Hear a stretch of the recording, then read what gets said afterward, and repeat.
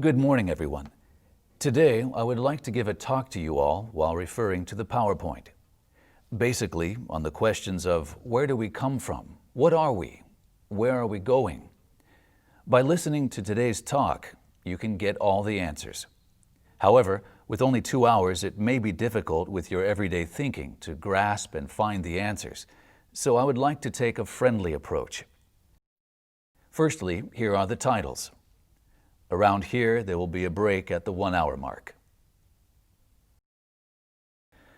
The activities of One Asia Foundation began on September 1st, 2010 at 2 universities, one in Japan and the other in South Korea. The Foundation's activities have progressed for a full 6 years since then. The greatest significance of the activities is that all 7.3 billion people on Earth, with different races, nationalities, religions, and occupations, are in some sense of competition against one another, meanwhile carrying out their own activities despite fierce competition. In today's world, where there are national disparities, there are also disparities between businesses and between individuals. It is not easy to live in such a stratified society. What's more, the world is always shadowed by the threat of war. There is religious war and economic war. Specifically, the Afghan war has still not come to an end. Syria and the Islamic State in northern Iraq continue to kill each other. We want young students of the world to see an end to global conflict 20 or 30 years from now. We hope that they can help one another while carrying such hopes and dreams. That is the goal of this foundation. The foundation's goal is very simple: to contribute to the establishment of an Asian community. 3 principles govern our activities to achieve this goal. 1. People of all nationalities and ethnicity are welcome. 2. Complete freedom of thought and religion. 3. No involvement in politics. Number 2 shows the international distribution of the Foundation's courses. Our courses have 2 notable characteristics. 1. They are widespread in Asia. From the north, Russia and Mongolia. South, the 10 ASEAN member countries, India, Afghanistan, and Pakistan. The west, Central Asian countries of Kazakhstan, Kyrgyzstan, Uzbekistan, Tajikistan, and Turkmenistan. Further south, Australia and New Zealand. The scope of this wide Asia can be traced back to the Bandung Conference, Asia-African Conference, that was held in Bandung, Indonesia in 1955. 50 years later, in 2005, at the second Bandung Conference, 54 Asian countries and 52 African countries participated.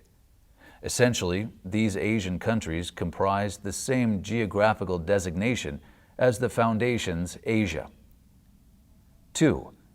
The second characteristic is that they are held in countries as diverse as the United States, Canada, Mexico, Turkey, Italy, Egypt, Congo, UK, and so on. Regions beyond Asia are also participating in the Foundation's programs. The Foundation believes that an Asian community shouldn't be its final goal. Instead, should aim to achieve the vision of one world. In other words, the formation of a global community. Therefore, the Foundation also supports universities outside Asia that have an interest in Asian community and also hoping to conduct our courses. In 6 years, this program has spread to 419 universities in 47 countries and regions.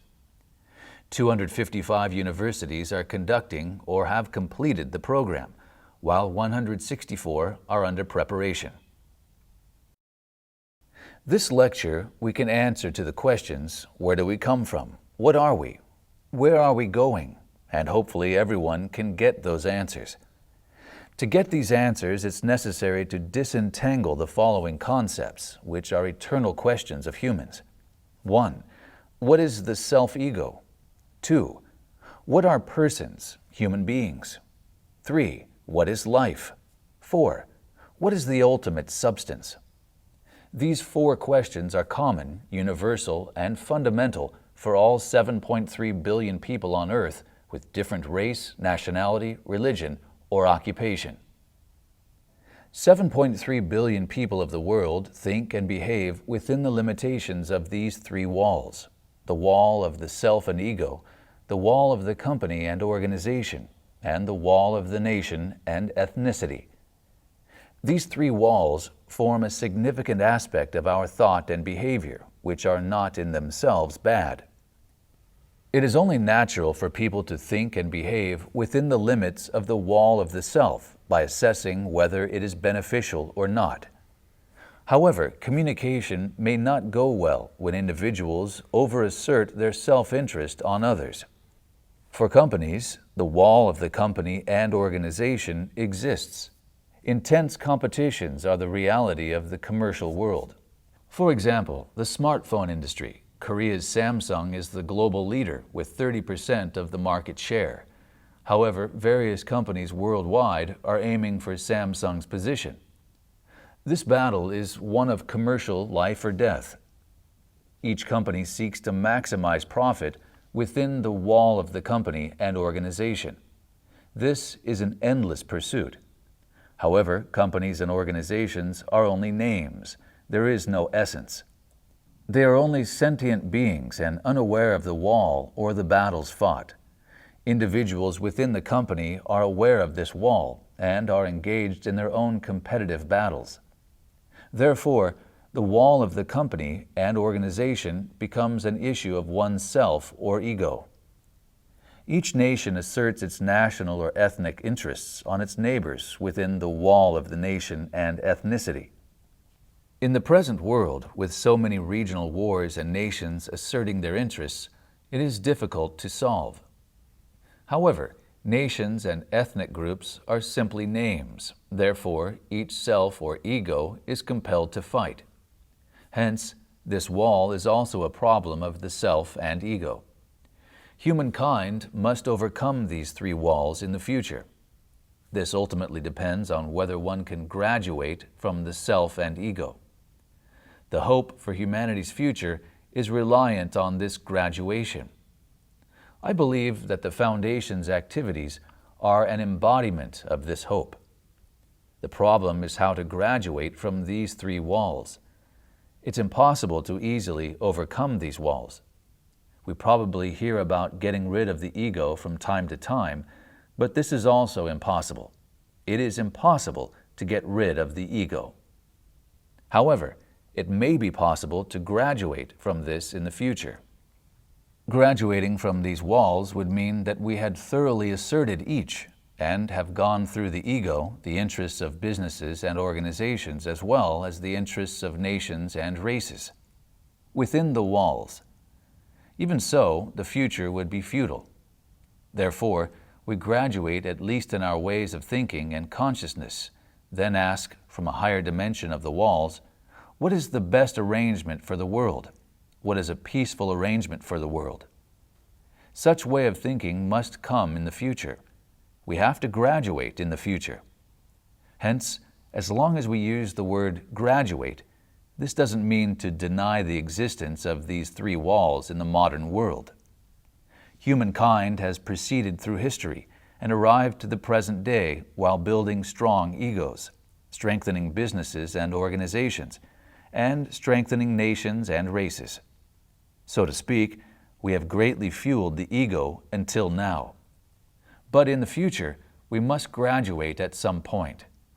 This talk will tie the different components together on how to graduate. Here you see a picture of an apple. The surface of this apple projects all the challenges faced on Earth.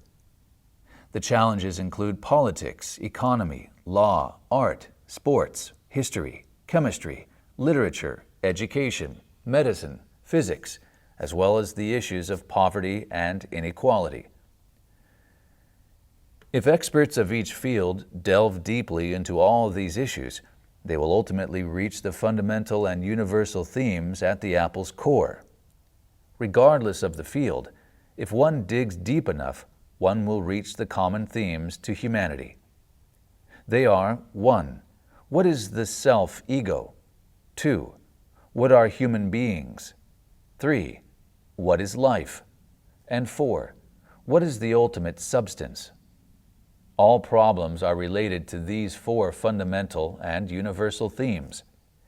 It appears that finding the answers to these 4 questions is essential to solve all the world's problems. It is also crucial for humanity to graduate from the wall of the self and ego. The theme, "What is the self?" was actually inscribed in large letters on a plaque at the Temple of Delphi, Greece, when it was built 2,700 years ago. The Greek words "gnoti seauton" translated into English as "know thyself." Put simply, the questions of "what kind of person are you?" and "what is the self?" were put on the facade of a Greek temple 2,700 years ago. The leader of the 7 sages who thought up and published this saying was Thales.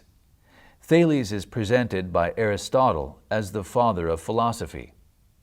Know thyself. The most difficult thing is to understand yourself. Thales stated this 2,700 years ago. After that, Cicero said, "Philosophy taught me the most difficult thing, know thyself. The meaning of the lesson, know thyself, is an extremely vast thing.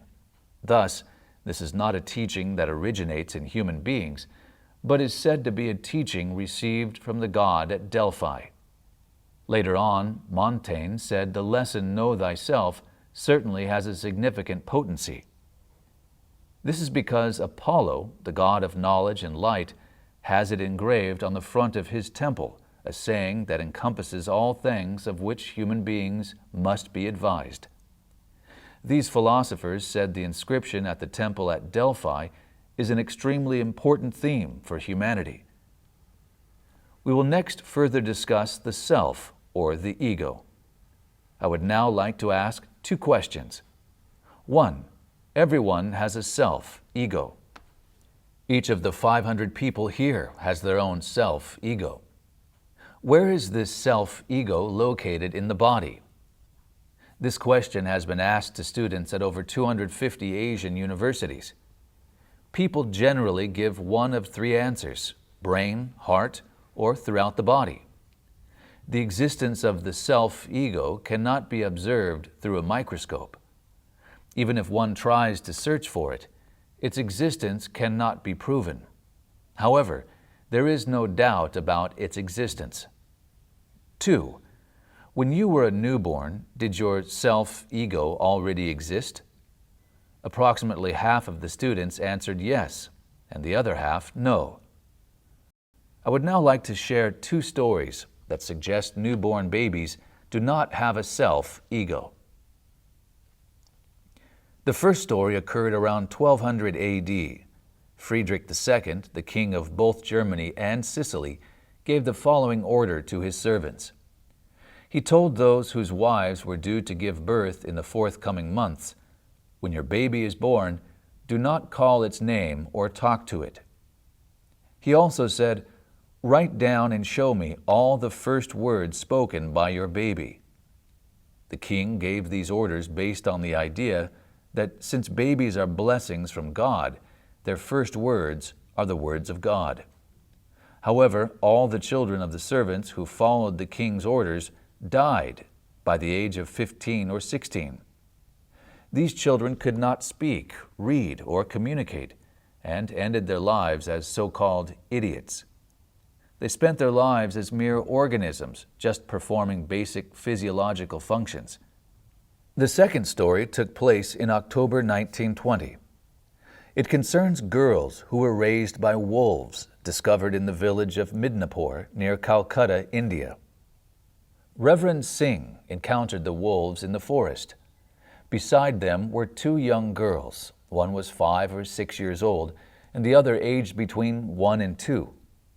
Reverend Singh took the girls away from the wolves and raised them with the help of his wife. The younger girl, whom they named Amala, died a year later. The couple left behind a diary documenting the 9 years during which they raised the older girl named Kamala. A picture of her still can be found. For 9 years, they taught Kamala language, but until her death at 15 or 16, she was still unable to speak or read. Until the end, her wolf-like habits remained. These two stories suggest that newborn babies do not have selves as we understand the term. In the case of the first story, if babies had been born with selves, then it would have been further shaped by external stimuli as they grew up. However, this wasn't the case. In the second story, why did the education of the 5 to 6-year-old girl not function properly? If newborn babies do not have a self-ego, then we are confronted with the question of when and how are selves, egos, formed. When a child is born, he or she is first given a name. In Japan, Korea, and China, this is called naming. For instance, if a baby is named Taihei, the parents and others will call out Taihei, Taihei, Taihei 100 or even 1,000 times a day. This continues for 6 or 7 months.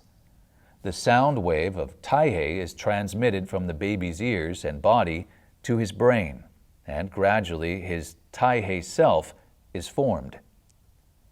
After about a year, when the baby is a toddler and the Taihei self is completely formed, he will walk towards those who call his name. When the Taihei self takes root in the baby's brain, this self then begins to wear layers of various clothes. This is not the clothing that is worn on the body, but is, for example, the boy identity created by saying Taihei is a boy. Then, later, a kindergarten, elementary, and college student. Likewise, when entering the workforce, they become employees of a company, section managers, department heads, CEOs, and so on. If married, they become husbands or wives, and if they have children, they become mothers or fathers. These labeled clothes becomes one's social self. First, as a child, the Taihei self emerges. Then he comes to wear a series of clothes that are his social self. The self and social self are collectively called the ego. Therefore, self and ego initially have different meanings. By living, it can have the same meaning as the formation of their ego. However, it appears that a baby's capacity to form the self is only operative during the first 10 months, when calling the baby's name is crucial. After this time, this function is switched off, and the chance to form the self is lost. In Kamala's case, she was raised by wolves and rescued when at the age of 5 or 6.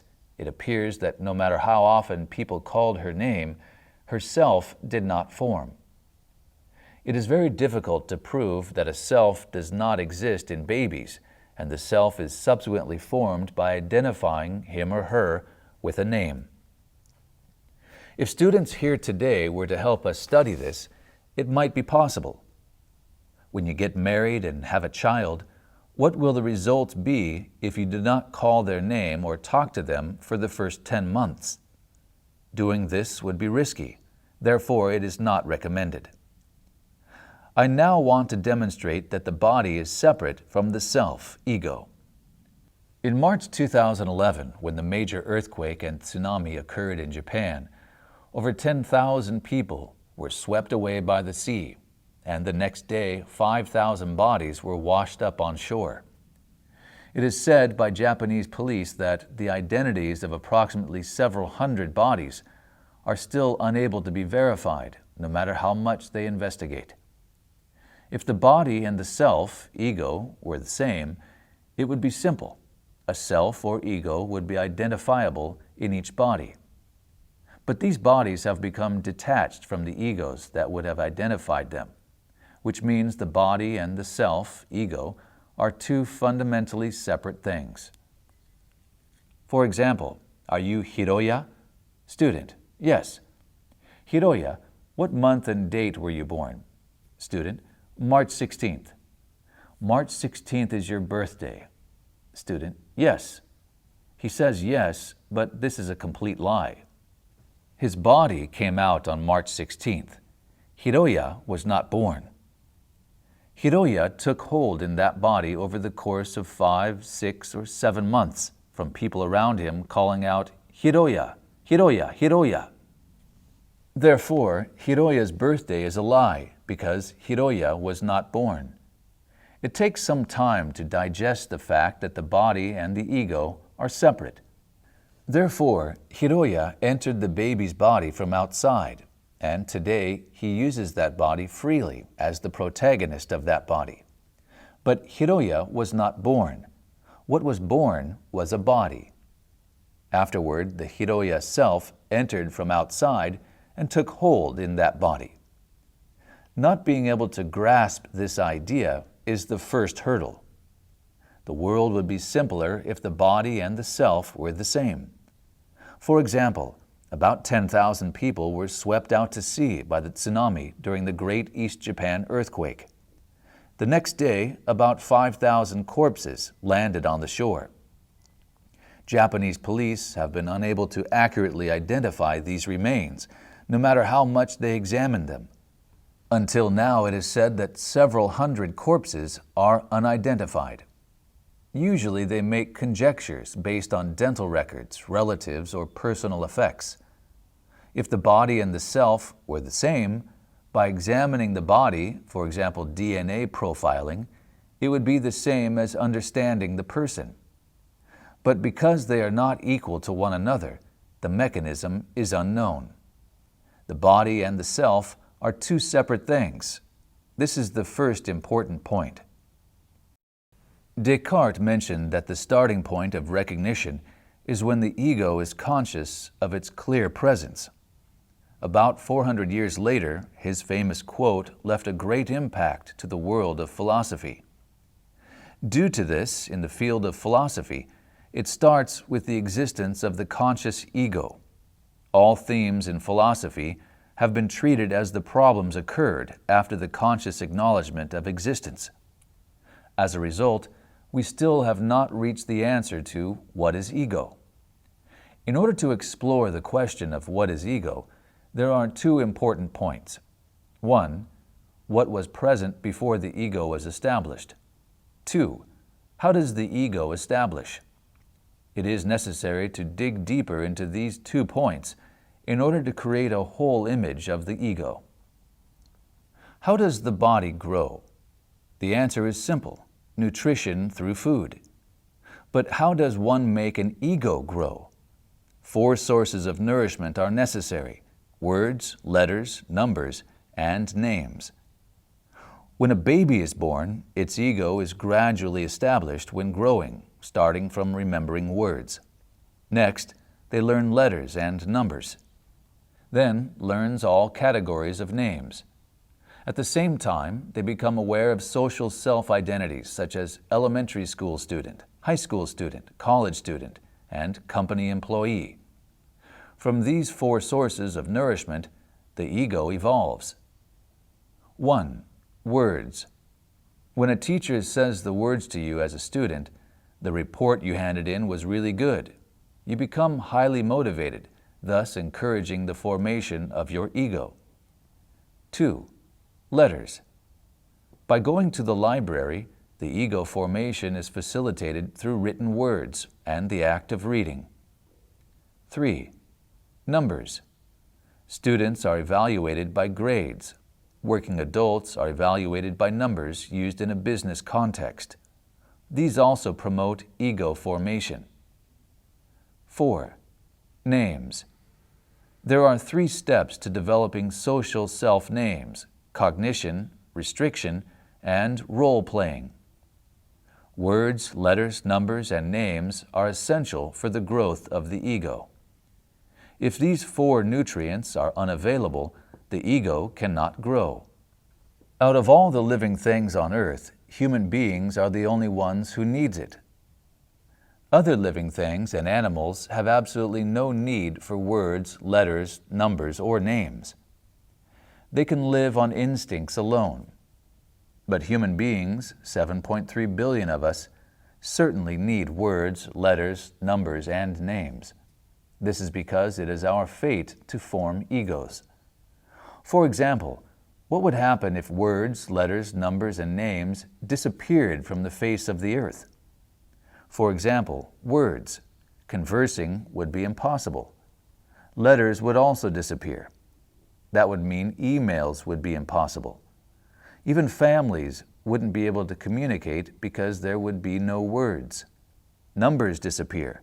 Numbers would mean, for example, money. With no numbers, no matter how much you work, it would be pointless to earn money. It's meaningless because there are no numbers. Names disappear. The whole entire universe, everything with a name, can be recognized. Unnamed things cannot be recognized. It works out that things are first recognized when they are named. The formation of the ego progresses through the remembering of all names. Consider the example of a young male-female couple. When they are just friends, no matter where they are, they can send each other text messages, asking how the other was doing and what he or she was up to. Say this couple marries, becoming husband and wife. Once they have acquired the social identity of a married couple, if one of them goes somewhere without informing the other, their relationship would fall apart. By being aware of and sharing this name, it becomes instilled in them, and they must act accordingly. Because there is the title of friends, people are able to be aware of each other as such, and the same is applicable for the title of a married couple. Everything in this world has a name. This is the only way that we can comprehend things.